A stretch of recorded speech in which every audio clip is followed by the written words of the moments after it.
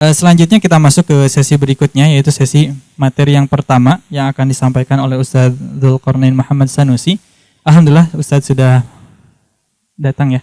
Ya, beliau akan menjelaskan kepada kita tentang apa itu mudharabah, apa itu investasi, ya. Kemudian akan menjelaskan juga tentang dalil-dalil tentang investasi itu, manfaat dari investasi itu, dan juga macam-macamnya. Apakah semua investasi itu halal, ataukah semua investasi itu haram, ataukah ada perinciannya. Insya Allah akan beliau sampaikan pada sesi kali ini. Baik, Alhamdulillah Ustadz sudah berada di tengah-tengah kita. Kita ucapkan ahlan wa sahlan. Selamat datang Ustadz. Jazakumullahu khairan sudah datang pada acara kita kali ini. Ustadz, mungkin langsung saja Ustadz ya. Pada sesi kali ini kita ingin mengetahui lebih lanjut tentang apa itu investasi, apa itu mudharabah Ustadz. Jadi mohon penjelasannya. Namun sebelumnya kami menghimbau kepada para hadirin sekalian untuk tidak mengambil foto atau tidak mengambil video, karena semua acara pada kegiatan kali ini sudah kami rekam. Jadi insya Allah nanti yang ingin siaran ulangnya insya Allah nanti akan kami sediakan. Jadi demikian, mohon untuk tidak mengambil foto ataupun video, karena ada foto dan video yang lebih bagus insya Allah. Ya. Baik Ustadz, silakan Ustadz. Jazakumullah khairan. Baik, bismillahirrahmanirrahim. Alhamdulillahirabbil alamin. Wassalatu wassalamu alal mab'uutsi rahmatan lil alamin, nabiyina Muhammad wa ala alihi wa sahbihi wa man tabi'ahum bi ihsanin ila yaumiddin, amma ba'd. Di awal dari pertemuan ini kita bermohon kepada Allah Subhanahu wa taala, semoga Allah menganugerahkan kepada kita semua keindahan dalam berniat dan beramal, dan semoga Allah Subhanahu wa taala menganugerahkan kita ilmu yang bermanfaat, berbuat dengan amalan salih, meridhai kita semua dalam segala ucapan dan amalan. Innahu waliyudzalika wal qadiru alaih. Baik, dan saya berterima kasih atas kesempatan yang diberikan pada pagi hari ini. Semoga kita bisa saling mengingatkan pada hal-hal yang baik dan membangun sebuah hal yang baik di dalam kehidupan kita yang bernilai ibadah kepada Allah Subhanahu wa taala. Jadi investasi itu, kalau bahasa investasi ya, investasi kalau orang Indonesia itu kan umumnya ada duit, kita letakkan di mana, bisa menghasilkan, bisa berbuah, itu disebut investasi. Kalau di bahasa investasi itu sendiri kan dari bahasa Italia sebenarnya ya. Di sudut maknanya agak sempit. Tapi kalau di penggunaan syariat, dipakai di buku-buku tentang perekonomian, itu biasanya dibahasakan dengan bahasa istithmar. Bahasa istithmar. Jadi sesuatu itu bagaimana berbuah, menghasilkan, berkembang. Ya, istithmar. Dan di dalam definisi istithmar itu sebenarnya nggak usah, jangan dipersempit sebenarnya, karena sektor istithmar di dalam fikih itu luas. Sektornya luas, mungkin sebagiannya saya akan terangkan nanti. Jadi seorang dia punya harta. Harta itu lingkupnya bisa dalam bentuk uang, bisa dalam bentuk barang. Ya, dia punya harta atau dia punya sebuah usaha. Ya, dia punya sebuah aktivitas dalam kegiatan perekonomian. Dalam kegiatan perekonomian yang dari situ diharapkan ada manfaat yang kembali kepadanya atau kembali kepada orang lain. Manfaatnya apakah pada saat itu juga dia dapat atau di masa mendatang? Itu yang disebut investasi atau istithmar dengan makna umumnya. Ya memang agak rumit sedikit ya kalau kita masuk ke definisi. Karena definisi itu kan menggambarkan segala hal yang ada yang mau diterangkan. Jadi kadang definisi itu ada sedikit yang rumit karena ingin mencakup seluruh yang akan dikaji dan dibahas. Jadi kalau ditanyakan apa yang diinvestasikan, bisa dalam bentuk uang, bisa dalam bentuk barang, dan bisa dalam bentuk usaha, dalam bentuk kegiatan. Ya. Dalam hal apa? Dalam hal apa? Dia masuk di dalam instrumen ekonomi. Apakah yang dilakukan secara langsung atau secara tidak langsung? Ya. Secara langsung begini. Saya punya duit, saya langsung beli barang,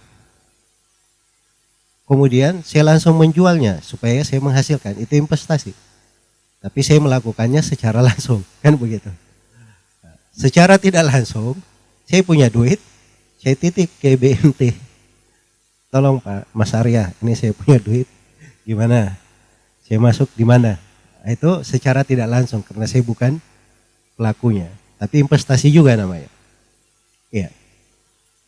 Namun kalau kita masuk di pembahasan syariah, itu selalu dikatakan dalam instrumen ekonomi yang disyariatkan. Ya. Disyariatkan, karena harus ada batasannya. Harus ada batasannya. Memang di dalam Islam itu seorang berusaha berniaga diberi keluasan seluas-luasnya. Sebebas-bebasnya.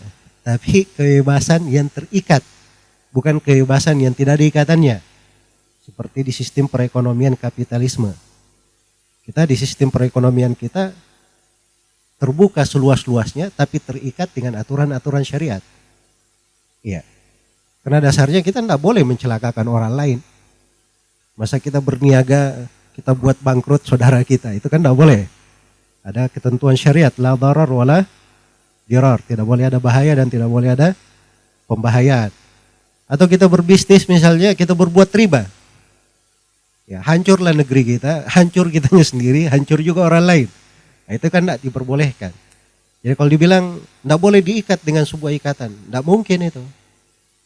Harus diikat dengan sebuah ikatan. Bahkan orang-orang kapitalisme sendiri mengikat diri mereka dengan ikatan, tapi itu di luar definisi mereka. Kalau definisinya kan luas-luasnya tidak mau ada ikatan.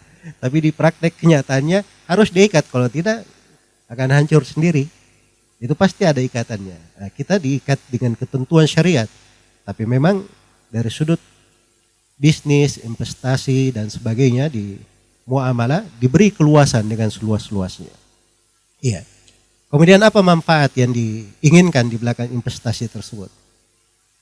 Manfaatnya itu kadang kembali kepada diri kita, kadang kembali kepada orang lain di investasi. Jadi saya misalnya mengeluarkan modal untuk investasi, saya ingin sebuah manfaat untuk saya. Modal saya bertambah banyak, berlipat-lipat. Itu keuntungan untuk saya. Tapi kalau saya keluarkan modal tersebut supaya orang dapat lapangan kerja, modal saya terjaga. Modal saya terjaga. Maka itu juga investasi, bahkan itu dari sudut syariat sangat indah sekali ya. Karena itulah investasi sebenarnya itu manfaatnya besar. Dan memang di dalam syariat itu sangat diperhatikan sekali. Kenapa? Karena salah satu dari 5 dasar pokok yang dijaga di seluruh agama yang Allah pernah turunkan dari langit melalui para nabi dan para rasul, ada 5 masalah pokok dijaga di seluruh agama. Yang pertama, penjagaan terhadap agama itu sendiri. Yang kedua, penjagaan terhadap jiwa. Yang ketiga, penjagaan terhadap kehormatan. Yang keempat, penjagaan terhadap akal. Dan yang kelima, penjagaan terhadap harta. Ya. Jadi adanya syariat-syariat dan tuntunan di dalam ayat-ayat Al-Quran dan hadits Rasulullah SAW, ada 5 perkara pokok yang dijaga. Salah satunya menjaga harta. Penjagaan harta itu dari sudut bagaimana harta ini digunakan dengan baik, harta ini bermanfaat, harta ini bisa berkembang, dan bagaimana supaya harta ini tidak hilang, tidak ditelantarkan, atau tidak menimbulkan kerusakan di atas muka bumi. Ya, harta itu kan pedang bermata dua kan. Ya, kalau digunakan baik ya baik juga. Ya, kalau digunakan buruk ya mungkin akan terjadi keburukan juga. Ya. Jadi memang di dalam syariat kita itu, subhanallah, penjagaan terhadap harta itu salah satu masalah pokok. Ya. Karena itu ada sebagian dari ahli perekonomian yang mengatakan bahwa memanfaatkan hartanya itu sendiri di dalam hal yang baik atau menginvestasikannya ke dalam perkara yang baik itu masuk ke dalam fardu kifayah katanya. Adapun cara bagaimana dia menginvestasikan itu masuk di dalam hal-hal yang sifatnya mubahat. Boleh pakai cara apa saja. Dan mungkin saya akan terangkan sebagian metodologi atau sebagian teori di dalam konteks syariat kita di dalam menginvestasikan harta. Baik. Jadi kemudian sudut berikutnya dari definisi investasi tadi, selain daripada manfaat, investasi ini juga diharapkan manfaatnya di masa mendatang atau di sekarang. Karena itu investasi itu ada dua jenis. Ada yang pendek, jangka pendek, ada yang jangka panjang. Ada yang jangka panjang. Sebab kalau dikatakan investasi selama-lamanya, itu tidak mungkin ya. Sebab kalau misalnya saya investasi, kemudian saya meninggal. Ya, maka modal saya itu, hak saya itu jatuh ke ahli waris saya. Nah, di ahli waris kan dibagi. Nah, jadi kalau mau masuk ke investasi lagi harus diulangi lagi akadnya melalui para pemilik baru. Ya kalau dikatakan selama-lamanya itu nggak bisa. Jadi hanya ada dua mereka bahasakan, jangka pendek atau jangka panjang. Ya, investasi itu ada yang bersifat mutlak, umum, ada yang bersifat muqayyad. Ya. Yang umum itu misalnya kita ke BMT, mereka punya proyek di situ, deposito misalnya investasi. Yang penting masuk saja kita sudah percaya, mereka investasi apa saja. Karena pada dasarnya saya sudah percaya, Mas Arya punya keahlian begitu mengelola, dan saya tahu link-linknya, saya tahu networknya, dan saya tahu bagaimana kerjanya, sudah saya titip aja. Ya. Nah, ini kan investasi mutlak. Ya. Tapi biasanya kalau di umum ya, biasanya nggak seperti itu. Karena kepercayaan seperti itu kan biasanya ada hubungan kuat aja antara seorang dengan orang lain. Ya, tapi biasanya secara profesional itu dia masuk ke dalam hal yang muqayyad. Ada investasi tertentu, dia buat presentasinya, dia buat gambarannya, kemudian ditawarkan. Bagaimana kita masuk di dalamnya, ikut, bersyirikat, dan seterusnya. Baik, jadi itu mungkin secara ringkas tentang definisi investasi. Barakallahu.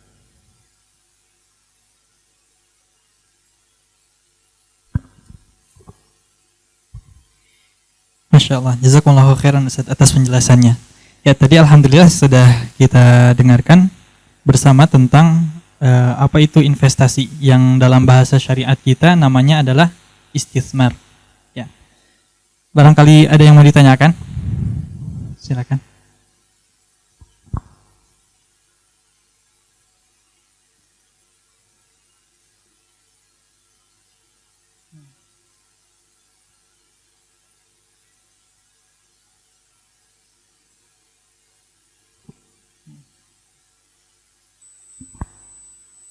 Ya, silakan barangkali di antara hadirin sekalian ada yang ingin bertanya.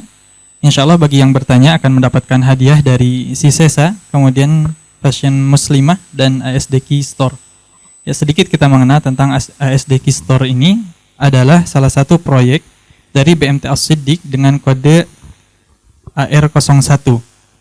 ASDQ Store menyediakan kebutuhan rumah tangga seperti sembako dan produk herbal. Ya, dan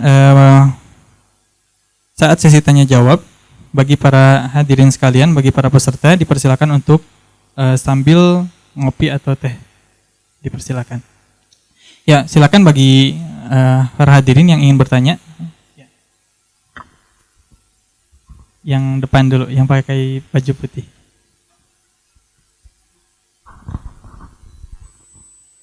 Ya, silakan Pak. Diperkenalkan dulu, kemudian silakan ditanya. Assalamualaikum warahmatullahi wabarakatuh. Assalamualaikum. Nama saya Iman Supadma dari Bekasi. Masya Allah. Ahlan Pak Iman, silakan. Mau tanya Pak Ustadz, ini investasi yang zaman sekarang ini itu menggunakan suatu lembaga atau suatu organisasi atau bank gitu ya sekarang seperti itu. kalau di zaman Rasulullah itu seperti apa ya investasi itu gitu loh. Dan apakah boleh ini menggunakan pihak ketiga gitulah ya ibaratnya. Kalau dulu kan jual beli langsung antara si penjual dengan si pembeli gitu ibaratnya kan ya. Kalau sekarang ini ya ada istilah bank gitu yang setahu saya itu produknya bukan muslim gitu ya kan ya. Itu produknya Baik. ya. Baik. Terima kasih Pak Iman. Demikian, terima kasih. Ya, jazakallah khairan. Ya, Silakan, barakallah fiik. Jadi sebenarnya kalau bicara investasi itu, kalau saya secara pribadi ya, tema yang saya buka itu tergantung saya diundang di mana. Ya. Ya, kalau misalnya di sini mungkin ada dua sudut. Saya mungkin bisa kasih pembicaraan khusus untuk BNT, karena ini masalah lembaga. Jadi saya terus terangkan konsep investasi secara lembaga. Tapi kalau Bapak kan secara langsung ya, atau ingin melalui perantara orang lain. Jadi mungkin sudut pembicaranya seputar investasi yang terkait dengan kondisi orang secara person. Tapi kalau sudah masuk ke dalam membicarakan misalnya bagaimana di masa Rasulullah sendiri. Rasulullah itu sebagai kepala negara, sebagai seorang rasul, sebagai seorang guru, banyak jabatan beliau. Jadi kalau sebagai negara, itu ada gaya investasi sendiri. Ya. Ada hal-hal lain dalam bentuk investasi yang mungkin bukan wewenang kita. Misalnya, investasi dalam bentuk Baitul Mal. Di Baitul Mal. Di masa Rasulullah ada ya, harta zakat, beliau simpan, ada pengembalanya, begitu ada tamu, ada musafir, minum dari susunya di situ. Itu kan ada di dalam hadits riwayat Bukhari dan Muslim di kisah Al-Uraniyin. Itu bentuk investasi sebenarnya, karena diambil dari susunya untuk digunakan. Itu dalam definisi istithmar juga namanya. Ya. Kalau di masa Umar ibn Khattab radhiyallahu taala anhu, harta fai yang harusnya dibagi untuk para sahabat, maka harta ini oleh Umar ditahan. Kemudian diinvestasikan. Hasilnya itu yang dibagikan untuk mereka yang seharusnya mendapatkannya. Ya. Nah, itu bentuk investasi juga, tapi ini urusan campur tangan negara di dalamnya. Kalau kita secara pribadi nggak boleh nahan-nahan seperti itu. Wah, ini ada harta zakat saya tahan saja dulu, saya investasikan, nanti hasilnya saja saya bagikan ke fakir miskin. Nggak boleh kayak gitu kita. Ya, nanti kita ditanya oleh Allah, kenapa kamu perlambat zakatmu keluar? Oh, saya tahan dulu, investasikan bagus. Nggak boleh. Kita ketika diperintah mengeluarkan zakat, itu artinya perintah sesegera mungkin kita harus keluarkan. Nah, tapi kalau masuk ke dalam sudut negara, itu lain lagi pembicaraannya. Ya, lain lagi pembicaranya. Terus belum lagi saya harus terangkan juga sudut politik perekonomian suatu negara di dalam beberapa bentuk investasi. Nah, itu pembahasan lain ya. Ya kalau kita cerita investasi di masa Nabi itu pasti ada. Tidak mungkin tidak ada. Dan bagaimana caranya? Kadang yang seperti itu Rasulullah SAW terkait dengan harta di Baitul Mal, atau Rasulullah SAW terkait dengan kemaslahatan dirinya. Ya, misalnya beliau pernah menggadaikan baju besinya, boleh ambil 30 sok gandum dari hal tersebut. Ini kan bentuk sebenarnya pinjaman, tapi dia dibilang qard juga bukan murni seperti itu, karena beliau gadaikan. Nah, karena itu Al-Bukhari memberi beberapa judul bab itu di dalam pembahasan seputar muamalah dari kisah tersebut. Nah, demikian pula para sahabat. Ya. Abdurrahman bin Auf ya, ini juga mungkin investasi itu banyak orang kan berpikir dengan duit saya. Abdurrahman bin Auf dia ke pasar nggak ada duitnya, tapi bisa berinvestasi di pasar menghasilkan. Baru pagi dia masuk, sorenya sudah pulang dapat keuntungan. Ini kaum muhajirin ini dari Mekah ke Madinah tidak bawa harta sama sekali, tapi bisa Abdurrahman bin Auf tunjukkan pasar kepadaku, datang ke pasar, sorenya dia sudah untung. Ya. Belum lagi sepekan, Nabi sudah melihat ada gaya-gaya orang baru nikah pada Abdurrahman bin Auf. Ternyata dia sudah bisa menikah, menghadiahkan mahar dengan emas kepada istrinya. Nah, itu kan luar biasa ya. Dari tidak ada modal duit di tangan, tetapi dengan modal skill dan tenaga, beliau bisa menghasilkan. Dan mungkin saja ya tidak murni seperti itu, sejak jalur investasi itu banyak. Bagaimana kita akan terangkan bentuk-bentuknya ya. Ya, dan mesti seorang itu ketika mau menghasilkan sesuatu untuk dirinya atau negara misalnya ingin bikin aset-aset, nggak perlu negara, nggak mesti negara itu punya duit, nggak mesti. Sebab ada cara-cara secara syar'i dibolehkan untuk menghasilkan, untuk bisa menghasilkan. Baik, saya kasih analogi lain ya, atau hal yang lain menggambarkan. Sekarang saya mau tanya, Nabi SAW itu orang yang kaya, anak raja, seorang yang banyak hartanya berlimpah begitu untuk para sahabatnya? Jawabannya bukan. Tidak kan?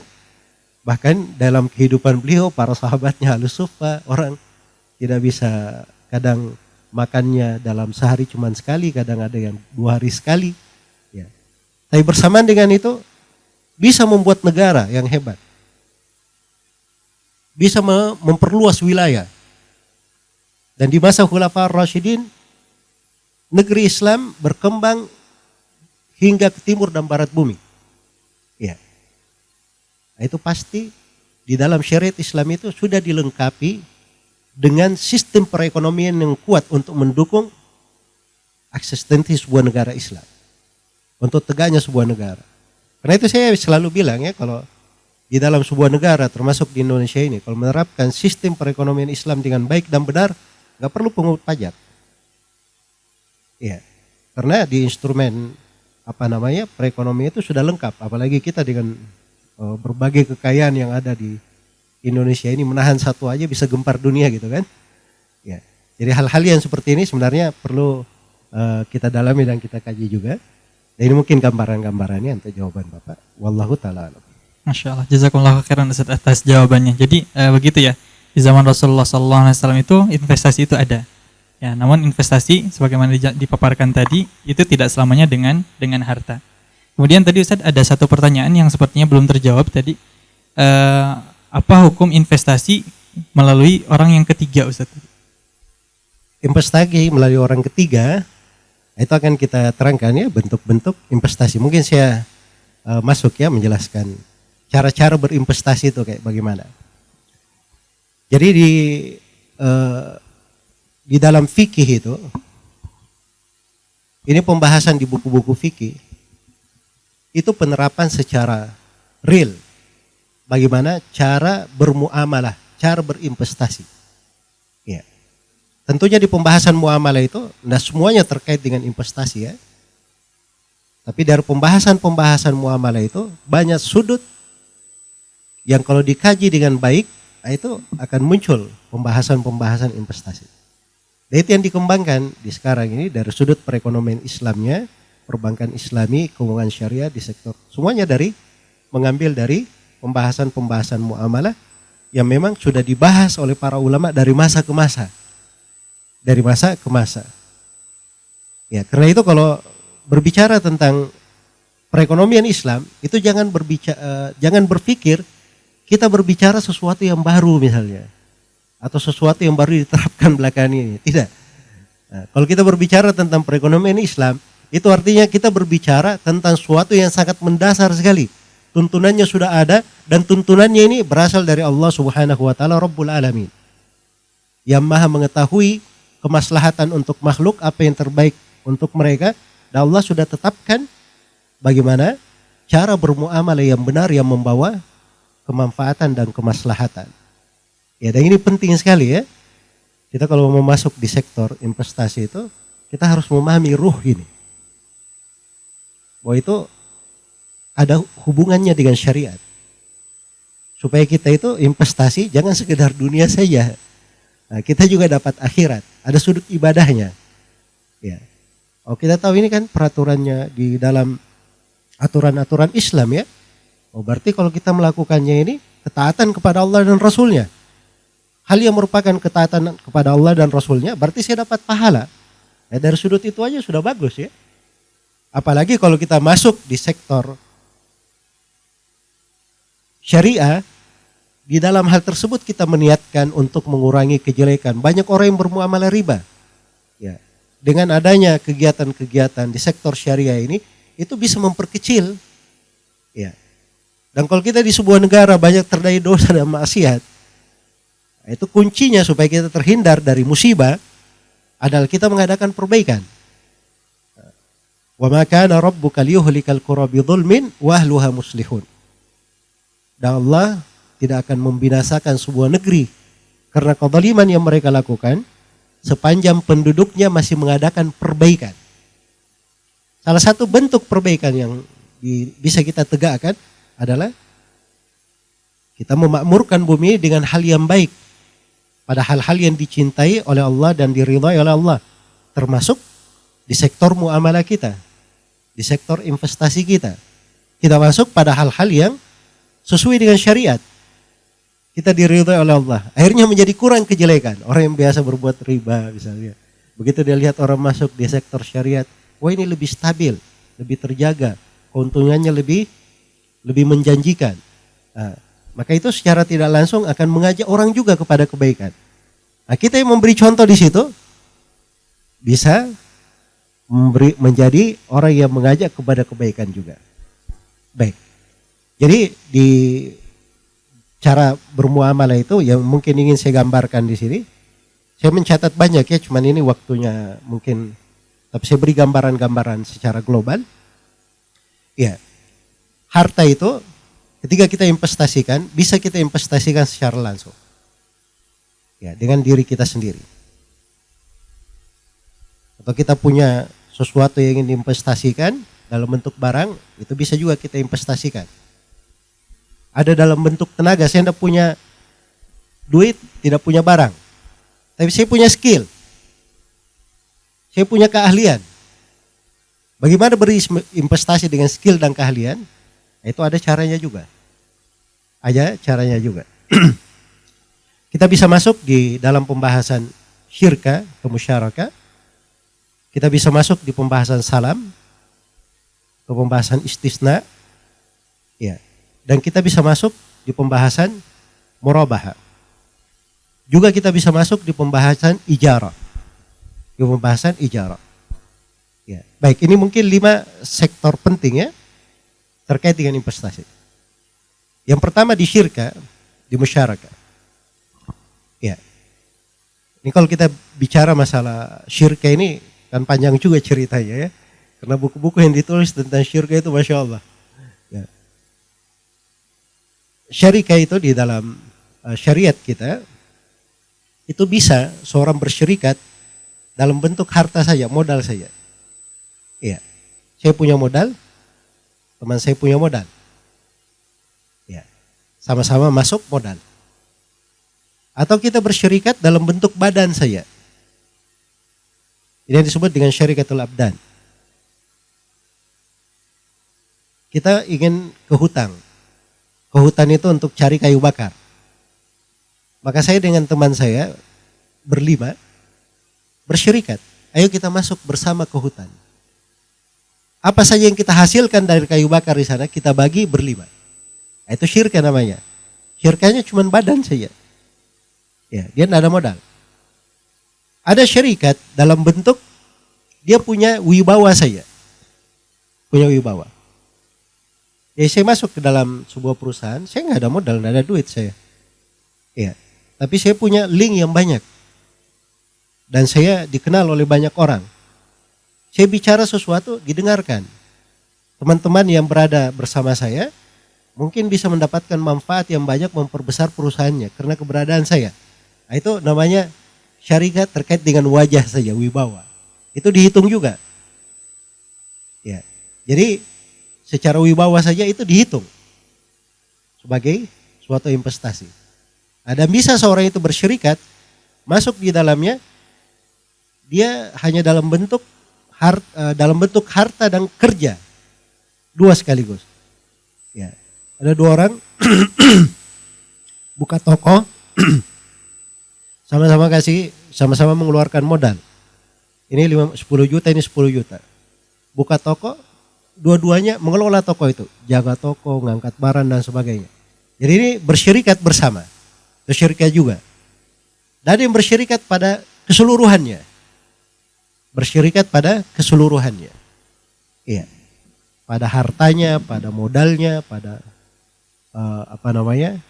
pada wibawanya, bersyirikat semuanya di dalam hal tersebut. Iya. Maka kita masuk dalam jenis syirka ini, yaitu bentuk atau wadah di dalam investasi. Wadah dalam investasi.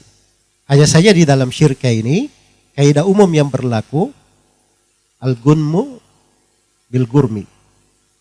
Iya. Keuntungan itu sesuai dengan ditanggung dengan kerugian. Artinya apa? Untung sama untung, rugi sama rugi. Itu kaidah tetapnya. Untung sama untung, rugi sama rugi. Iya, al-kharaju bid-dhaman. Keuntungan itu dia bisa dapatkan karena memang dia menanggung sebuah tanggung jawab kalau ada kerugian atau ada sesuatu. Ya, itu kaidah berlaku ya. Di antara kaidah-kaidah berlaku di dalam persyirikatan. Karena itu di dalam bersyirka itu kaidah umumnya yang sama-sama untung. Kalau untung sama-sama untung, kalau rugi sama-sama rugi. Kalau dua-duanya bersyirikat modal saja, berarti dua-duanya kalau untung sama-sama untung, rugi modalnya berkurang. Kalau ada yang harta, ada yang tenaga, ya. Kalau untung sama-sama untung sesuai dengan kesepakatan. Kalau rugi, yang punya modal rugi, ada rugi di modalnya, yang punya tenaga dia rugi di tenaganya. Kan begitu. Sama-sama menanggung kerugian. Itu syirka. Dan syirka ini konsep keadilan di dalam syariat kita. Konsep keadilan di dalam syariat kita. Iya. Dan syirka ini masuk di dalam banyak bentuk. Masuk di dalam banyak sektor. Dan ini termasuk hal yang paling universal di pembahasan perekonomian. Di syirka ini. Iya.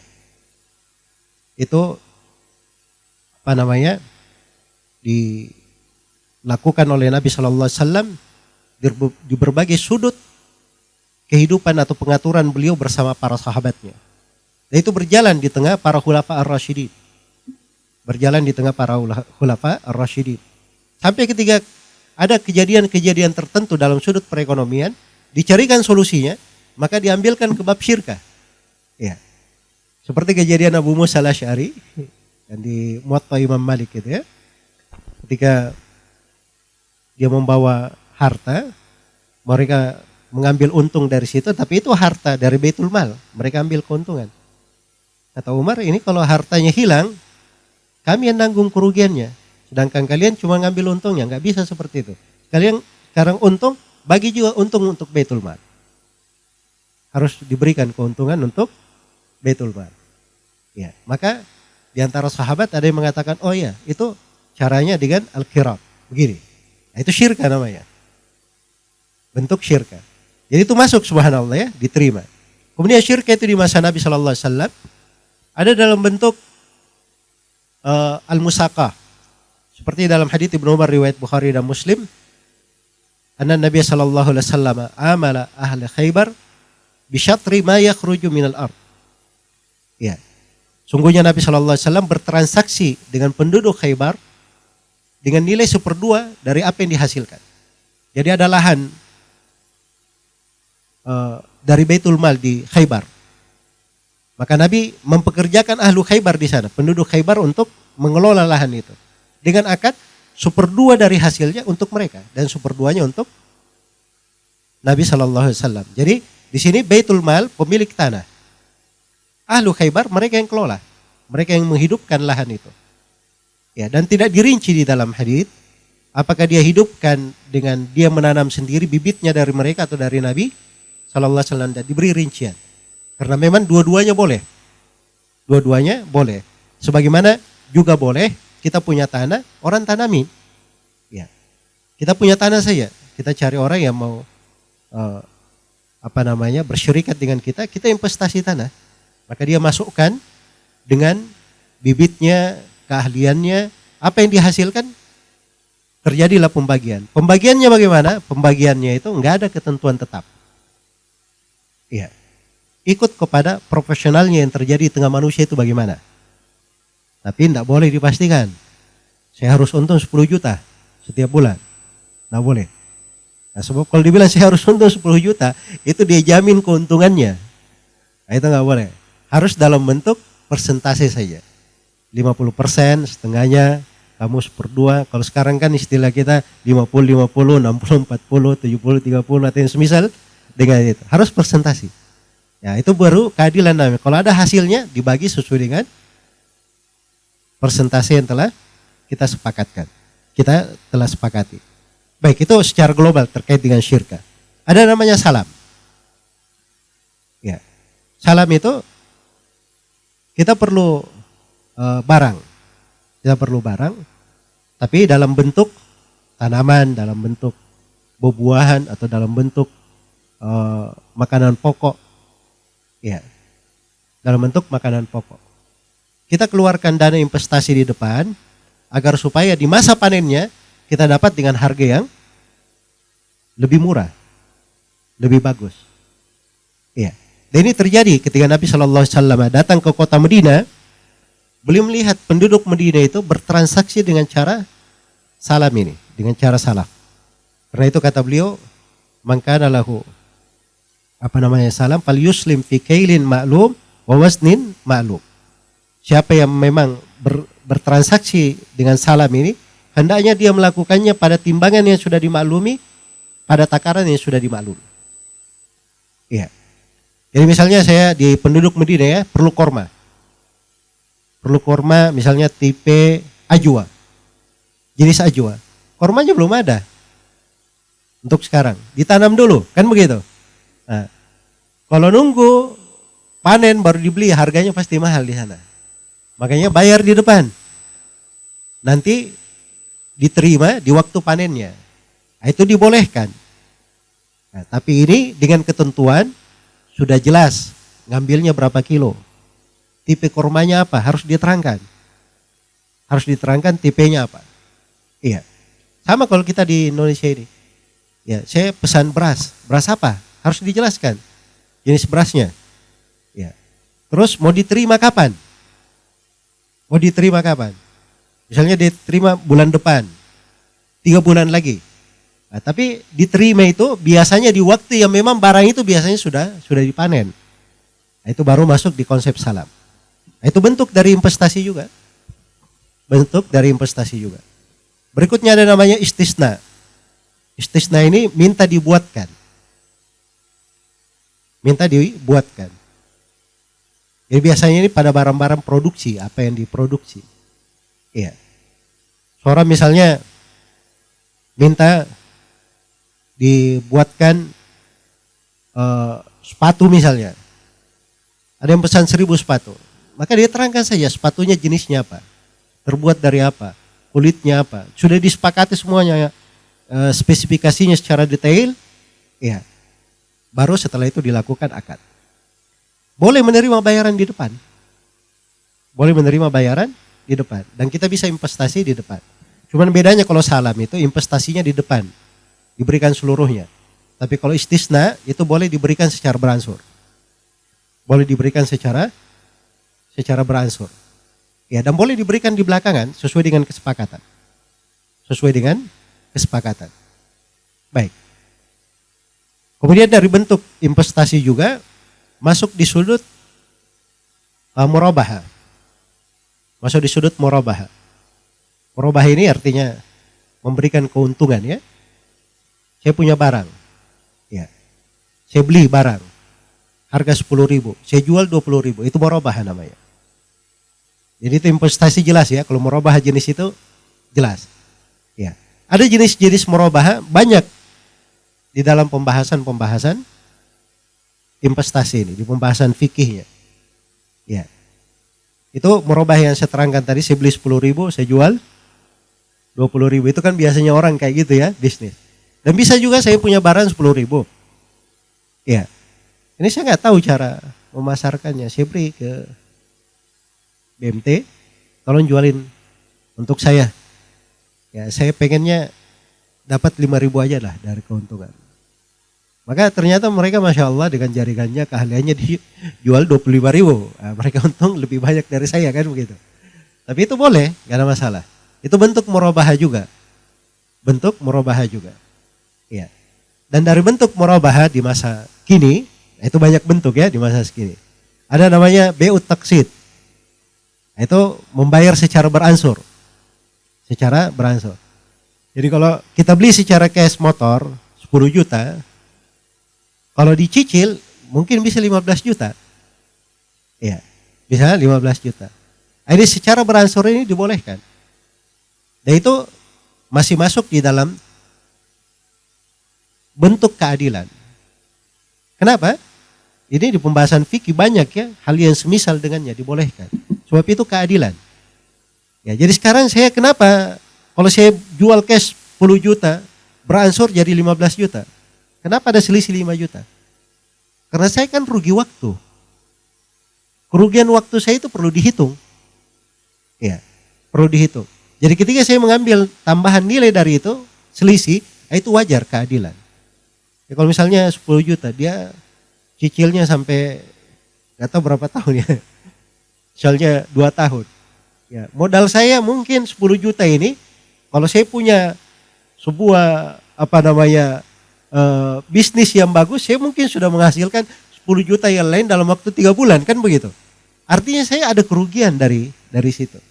Nah, begitu saya minta selama 2 tahun, saya diberi keuntungan 5 juta, itulah yang dibahasakan dengan berbagai bahasa sekarang ya. Bahasanya itu tidak penting. Ya, mau dinamakan bagi hasil, mau dinamakan bunga sekalipun itu tidak bermasalah. Itu kan penamaan-penamaan saya. Kita kaidahnya di pembahasan di pembahasan ekonomi itu, di pembahasan muamalah, al-ibrah bil ma'ani, laisa bil mabani, bil alfadhi wal mabani. Ibrahnya itu adalah ma'aninya, makna dari transaksi itu apa, maksudnya apa, bukan dengan lafadznya, bukan dengan kalimatnya. Walaupun dia pakai kalimat misalnya kelihatannya bagi orang nggak bagus, tapi kalau secara syar'i itu dibolehkan, kita bilang boleh. Ya itu walaupun dia sebut misalnya riba dengan nama bagi hasil, ya tetap saja riba secara syar'i hukumnya. Nah, itu kaidah di sudut muamalah. Baik, jadi boleh dengan cara taksid itu tadi. Ada bentuk yang lain juga dalam bentuk murabahah. Ini melibatkan pihak ketiga. Melibatkan pihak ketiga. Jadi saya misalnya, saya pengen mobil. Saya nggak punya duit. Ya. Maka saya datang anggaplah saya datang ke BMT. Tolong beliin mobil itu 100 juta. Mereka jual 100 juta. Tolong antum beliin. Ya. Nanti saya cicil dari antum. BMT-nya pergi survei, lihat, oh ini kayaknya cocoknya dihitung, antum lunasi selama 2 tahun, kami hitung 130 juta. Oke, saya bilang, nggak ada masalah. Saya siap untuk mencicilnya 130 juta dalam waktu 2 tahun. Ya, jadi sudah dihitung semuanya kan begitu. Ini diperbolehkan. Ya, menurut pendapat yang lebih kuat. Ya, saya bilang pendapat yang lebih kuat karena ada silam pendapat di tengah para ulama. Ya. Yang lebih populer silam pendapatnya di masa sekarang ya, walaupun di masa dahulu sudah ada juga. Ya. Tapi yang benarnya itu dibolehkan dengan 3 syarat. Syarat yang pertama, ya, pihak ketiga yang membantu saya beli tadi, dia harus beli barang itu dulu. Ya kalau saya ke BMT beli dulu. Ya. Setelah dia beli, ada di tangannya, masuk ke dalam kepemilikannya, baru akad sama saya. Itu syarat yang pertama. Syarat yang kedua,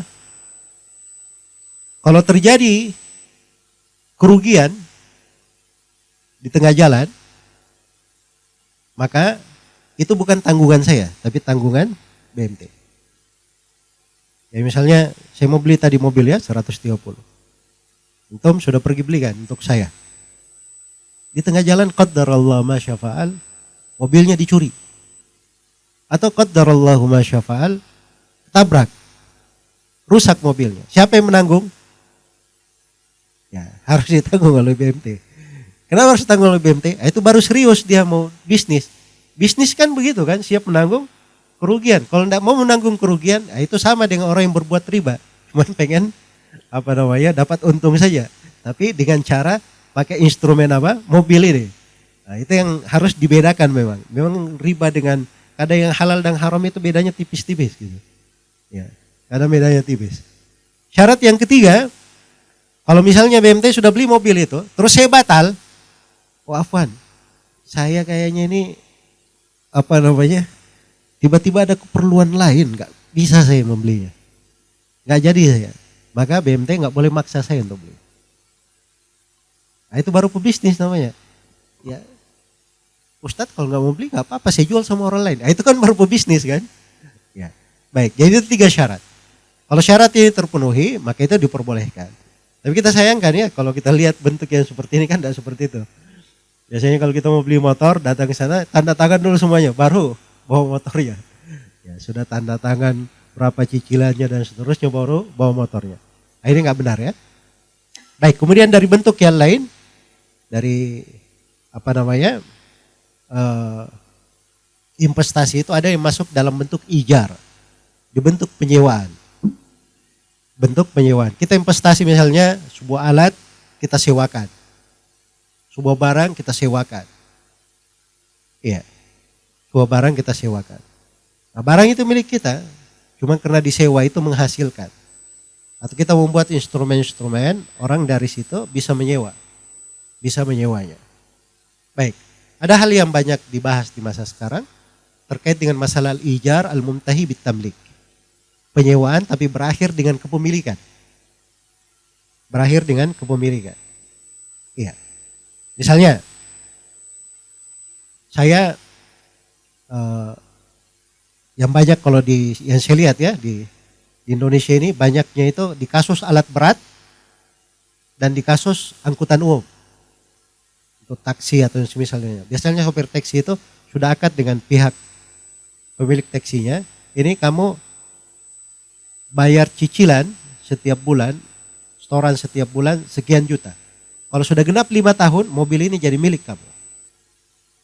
Mobilnya jadi milik kamu. Ya. Kalau di alat berat itu, misalnya saya perlu alat pembangkit listrik. Saya sewa lah dari sebuah perusahaan, karena saya nggak bisa beli cash. Nah, maka perusahaan ini bilang, kalau antum sewa dari saya selama 3 tahun, begitu selesai antum bayar sewanya yang terakhir di tahun ketiga, barang itu berubah jadi milik engkau. Sekarang sewa akadnya. Tapi kalau 2 tahun saya berhenti, barang itu balik lagi ke pemiliknya. Ya. Nah, ini letak silam pendapat ya di kalangan ulama belakangan, ada yang membolehkan, ada yang tidak membolehkan. Baik. Tapi ini bentuk dari investasi juga. Dan bentuk lain yang banyak ditekuni di sektor keuangan syariah sekarang ini, ya, di sektor keuangan syariah itu banyak ditekuni dengan metode tawarruk. Metode tawarruk. Iya. Metode tawarruk ini bagaimana modelnya? Saya kasih contoh ya, biasanya dengan contoh itu lebih gampang dipahami. Saya perlu modal 200 juta. Saya nggak punya duit 200 juta. Iya. Saya punya duit 10 juta. Dan saya punya penghasilan bulanan 5 juta. Tapi saya sekarang ini perlu modal 200 juta. Gimana caranya saya dapat modal? Nah, maka saya pun beli sebuah mobil, datang saya ke penjual mobil. Ini berapa harga mobilmu? 200 juta. Bisa saya ansur? Katanya bisa. Sudah saya bayar, DP-nya berapa? 10 juta. Saya bayar 10 juta DP, uang saya yang sudah ada. Mobilnya saya bawa. Karena saya nggak perlu mobil ini, saya jual mobil itu ke pihak ketiga. Ya, mungkin karena sudah bukan saya bukan penjual mobil, ya harga lakunya mungkin tidak sampai 200 juta ya, tapi nggak apa-apa lah, saya daripada ini saya 180 juga nggak apa-apa, yang penting dapat modal. Nah, saya bisa nyicil 5 juta tiap bulan, tapi saya sudah punya modal 180 juta. Apakah ini dibolehkan atau tidak? Nah, ini letak silam pendapat ya, di kalangan ulama masa sekarang. Dan saya dan kebanyakan di keuangan syariat dan saya sendiri condong kepada pendapat bolehnya hal tersebut. Dan itu salah satu solusi permodalan yang paling bagus. Salah satu solusi permodalan bagi orang yang perlu modal itu sangat bagus sekali. Baik. Jadi itu mungkin beberapa hal ya terkait dengan masalah investasi, jalan-jalannya. Ya, ini kita tidak bisa bicara terlalu banyak perinci ya. Saya hanya memberi gambaran-gambaran global ya bahwa di dalam investasi itu luar biasa, konsep-konsep yang sudah diatur di dalam syariat kita. Ya wallahu taala alam. Masya Allah, jazakumullahu khairan Ustaz atas penjelasannya. Alhamdulillah tadi sudah dijelaskan bahwa ada 5 bentuk ya dari investasi. Alhamdulillah beliau juga sudah menggambarkan sedikit, tidak terlalu perinci karena waktu yang tidak memungkinkan ya. Baik, selanjutnya silakan barangkali di antara hadirin ada yang ingin bertanya, silakan. Bismillahirrahmanirrahim. Assalamualaikum warahmatullahi wabarakatuh. Assalamualaikum. Ustadz izin bertanya, saya Ilham Reza Ferdian dari Depok. Barakallahu fiik. Barakallah. Ya Ustadz, sepengetahuan saya Ustadz, yang namanya wadiah itu nama wadiayat amanah. Jadi titipan yang tidak bisa dipakai atau diputar gitu ya, dipergunakan. Namun lembaga keuangan syariah membuat teori yang lainnya namanya wadiayat domana. Nah pertanyaannya, apakah memang ada di literatur fikih muamalah terkait dengan wadiayat domana tersebut Ustaz? Syukran Ustaz, jazakallahu khairan. Baik. Jadi wadiah itu, kalau di pembahasan wadiah itu titipan, ya, suatu yang diamanahkan untuk kita bisa untuk disimpan di kita, disimpan. Tapi wadiah itu tergantung amanahnya.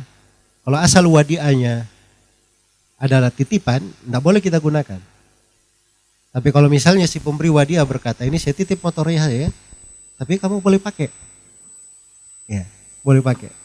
Nah, itu wadiah juga namanya. Dititip ke saya tapi saya boleh memakainya. Ya.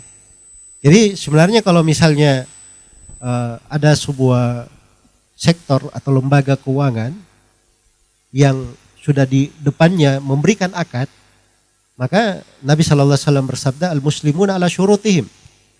Kaum muslimin itu sesuai dengan syarat dan kesepakatannya. Ya. Ya kalau disepakati di depan nggak ada masalah. Tapi kalau tidak disepakati, maka itu dilihat dari kondisi banknya. Ya kalau banknya biasanya ada yang menabung di situ langsung dia pakai untuk investasi, nah itu walaupun dia namakan wadiah, itu bukan wadiah namanya secara syar'i, tapi itu namanya pinjaman. Jadi kan tadi saya sudah bilang penamaan itu tidak penting bagi kita. Kita lihat hakikatnya. Ya. Jadi kalau bentuk gaya berlakunya seperti ini ya kita bilang itu namanya qard. Ya, pinjaman namanya. Baik. Dan dari situ tidak boleh seseorang itu mengambil keuntungan di belakangnya. Nah, keuntungan itulah yang dibahasakan dengan riba. Nah, itu kalau ada hasil di situ kan disebut bunga kan? Makanya banyak orang menyebut bunga itu adalah apa? Riba. Itu ceritanya sebenarnya. Ya. Karena memang ada kaidah fikih umum ya. Umum berlaku di kebanyakan pintu. Kaidahnya itu berbunyi kullu qardin jarra naf'an fahuwa riba. Setiap pinjaman yang menghasilkan manfaat di belakangnya, maka itu namanya adalah riba. Itu namanya adalah riba. Jadi kalau saya simpulkan dari jawaban, jadi kalau misalnya wadiah bisa digunakan dengan amanah, ada akad di depan, itu ada memang dibahas ya di dalam buku-buku fikih tentang wadiah, memang juga diterangkan hukum itu. Ya. Kalau dia disimpan kemudian orang yang memakainya itu orang yang dititip padanya memakainya, menggunakannya, menginvestasikannya, maka itu ya menyimpannya. Kalau sudah tahu kebiasaan orang yang dititipi seperti itu artinya dia bukan memberi wadiah. Walaupun dia katakan saya titipkan. Tapi itu dihitung dia memberi pinjaman. Dihitung memberi pinjaman. Baik. Sama ya kalau ada yang berwakaf. Dia bahasakan sedekah. Kita tidak bilang itu sedekah. Tapi kita hitung apa? Hitung wakaf. Ya, ini masjid saya bangun, saya sedekahkan untuk dipakai selama-lamanya. Apa namanya itu? Ya wakaf namanya. Walaupun dia bilang sedekah. Ya jangan komplain, oh kemarin Ustadz dia bilang sedekah, kok antum hitung wakaf? Kita tidak melihat di lafadznya saja, tapi dilihat apa namanya pada makna yang dia inginkan. Baik, itu mungkin saya bisa jawab. Wallahu ta'ala a'lam. Baik, terima kasih Ustadz atas jawabannya. Barakallahu fikum. Tidak terasa sudah hampir 1 jam ya. Masih ada waktu 4 menit lagi. Mungkin kita dengarkan satu pertanyaan lagi ya dari hadirin. Ya silakan. Mohon dikasih mic. Oh, dari perempuan, pihak perempuan ya. Insya Allah yang tidak dapat kebagian untuk bertanya pada sesi kali ini, insya Allah akan ada sesi berikutnya dengan Ustadz Irfan Doni, bisa nanti ditanyakan kepada pemateri-pemateri yang lain. Ya, silakan. Assalamualaikum warahmatullahi wabarakatuh. Waalaikumsalam warahmatullahi wabarakatuh. Anda mau nanya, kalau kita beli LM di lembaga pemerintah, pada saat itu kita membayar dengan transfer, pengambilannya besok dengan aturan yang sudah diberitahukan oleh mereka lembaga dari pemerintahan itu jatuhnya pembelian itu riba atau tidak? Baik, ini logam mulia ya? Iya, logam Emas, mulia. gitu, emas. Ya. Ya kalau dia emas itu kalau kita beli dengan mata uang rupiah, disyaratkan satu syarat dalam penukaran. Harus saling pegang, takabut di satu majelis. Ya. Kalau saling pegang baru itu syah. Kalau ada jarak, itu masuk ke dalam riba nasiah. Jadi kasihan juga kan kalau ibu beli misalnya hari ini, ternyata besoknya tiba-tiba ada masalah, emasnya naik 2 kali lipat, ya. Emasnya misalnya ini kalau kita di penjualan ya, emasnya naik 2 kali lipat kan kita rugi, tidak cash pada saat itu kan, tidak saling pegang. Ya. Jadi itu diantara risikonya kenapa riba nasiah itu diharamkan. Ya, karena itu kemungkinan di dalam syariat itu ketika diharamkan sesuatu, itu pasti ada keburukan, bahaya-bahaya yang mengintai kita di situ. Makanya solusinya, kalau misalnya pemerintah kita beli dari mereka logam mulia, itu bisa dengan cara kita beli beli langsung ke loketnya, kita transaksi secara cash. Ya, dan yang saya ketahui, sepanjang yang saya ketahui ya di pembelian logam mulia itu ada orang-orang yang kita bisa mewakili kita di situ untuk membeli. Jadi kalau dia posisi sebagai wakil kita, itu nggak ada masalah. Kita transfer, dia mewakili kita untuk dia yang mewakili kita menerima, ya berada di situ dan besoknya baru dia serahkan ke kita, itu nggak ada masalah. Sebab dia sama dengan kita bertindaknya. Jadi itu dua solusinya. Selain daripada itu saya nggak bisa mengatakan boleh ya, karena walaupun misalnya belum tampak bahaya dan seterusnya, tapi pasti di belakang hal tersebut ada hal-hal yang tidak baik. Karena di dalam fikih kita itu tidak diperbolehkan. Ya, membeli emas dengan mata uang rupiah tidak langsung saling pegang. Tidak langsung saling pegang. Itu masuk ke dalam riba nasiah namanya. Ya wallahu ta'ala alam. Walaupun kita udah pada saat pembelian itu kita langsung bayar transfer, nggak boleh juga, Tat? Maksud saya teknik pengambilannya doang, misalnya hari itu saya bayar tunai, pengambilannya besok barangnya, nggak boleh. Jadi solusi lainnya begini, kalau di sektor perbankannya kita punya kotak. Kotak ini kita sewa di tempat pembelian itu.